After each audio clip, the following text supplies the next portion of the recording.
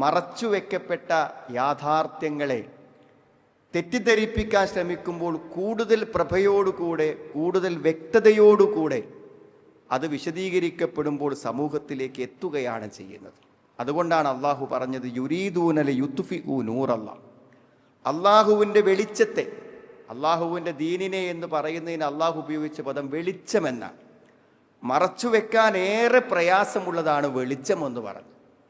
അതെപ്പോഴും അതിൻ്റെ ദീപ്തി വർദ്ധിച്ചു കൊണ്ടിരിക്കുക മാത്രമേ ചെയ്യൂ.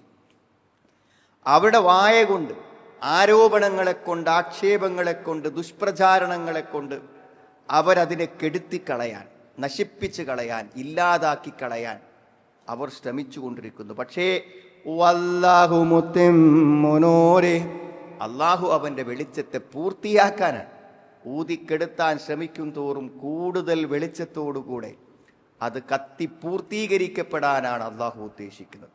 വലൗ കരിഹൽ കാഫിറൂൻ, അവിശ്വാസികൾ, സത്യനിഷേധികൾ, മതനിഷേധികൾ, മതവിരുദ്ധർ അവരിഷ്ടപ്പെട്ടില്ലെങ്കിലും ഈ ദീൻ അതിൻ്റെ പരിപൂർണമായ പ്രകാശത്തോടുകൂടെ പ്രോജ്വലമായി നിൽക്കുക തന്നെ ചെയ്യും എന്ന് പറയുന്നത് അള്ളാഹുവാണ്.